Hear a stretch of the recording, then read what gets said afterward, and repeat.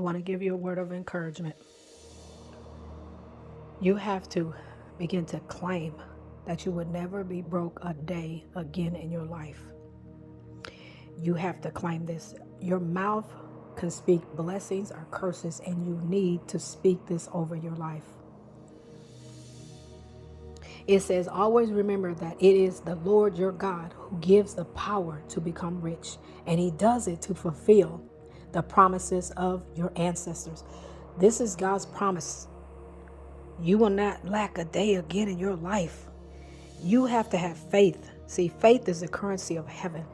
So you must believe. See, this is what God wants us to do, and this is where a lot of people fail, is you have to have faith. You have to have faith to know that there is a God. So you have to have faith. You got to trust him. But you have been feeling weighed down. I mean, weighed down with pressures of life. And when you weighed down with pressures of life, you ain't going to feel like God's going to do anything for you because you've been feeling weighed down. And it's also the people, and you remember what people have said. People have spoken things over your life. Maybe when you was younger, they've spoken these things over your life, saying that you was gonna be poor, you was gonna be on welfare, you was gonna all your life. You didn't deserve to have a business. You didn't deserve to have the finer things in life. You didn't deserve. See, a lot of times people get it twisted. They be thinking that God don't want us to. How you gonna help anybody if you have nothing to give? God does not want you to be sitting up there broke and busted up. He doesn't want us to be that way. You have to be able to take care of your family. You have to. How are you going to be able to help your family if you can't even help yourself? This is what the enemy wants you to think in your mind. Jesus. It's time to declare today that you will never be broke again a day in your life. You have got to. I'm telling you, just like anything else, if you get sick, you want to claim that you healed. If you need a car and you're walking, you're going to claim that you got a car. If you need a house to live in, you're going to claim you're going to get an apartment. You're going to claim you're going to get a house. You're going to claim something. You be claiming it. So today, claim this, that you will never be broke again a day in your life. Never. You are the head and not the tail. You are above and not beneath. You are the head and not the tail. God didn't say that you was the tail. God said that you be the lender and not the borrower. This is the word that God has given us. So you got to declare that thing today, that you will not be broke again a day in your life. And God shall supply all your needs according to his riches and glory. God is rich.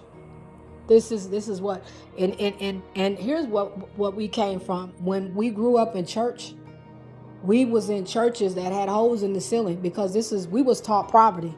That poverty was okay. You was blessed as long as you had clothes on your back. And that's true. You're supposed to be grateful. And you're supposed to be content with what you have. But we couldn't even fix that hole in the ceiling. This is when I was a kid. We couldn't even help nobody else because we didn't help ourselves, because this is what we were taught. And see, this is what has come through generations, that you're supposed to be broke.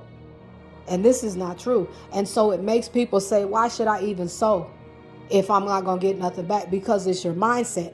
Your mind has to have faith. You got to have faith and believe that God wants the best for you. I remember 20 something years ago that I had the same mindset because I came from that. 20 years ago, over 20 years ago, and I began to sow. And what God says, what you sow, you reap. He said, try me, that if you give, that he will give you more, and you won't even have enough room to even hold on to it. Just how much your hands will be full.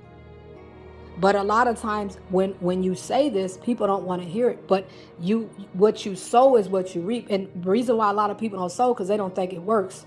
They don't think that God will bless them. Well, I don't need to give, because if I give, I'm just helping the church. No, it's God sees your heart. You see, with the mindset, I'm telling you, over 20 years ago, I had the same mindset that I'm not going to give because all we're going to do is have a hole in the ceiling in the church, like what I was raised in. But when I began to give, that was far from the truth. God sees the heart. God likes a cheerful giver. That's what the word says, a cheerful giver. And a lot of people say, well, I'll give my time, I'll give this, I'll give that. That's true. You should give all of that. But that also you should give in seed sowing too. That's letting God know that you trust him, you believe, you have faith that he's going to give to you. God's going to keep his promises, but the obedience comes from us.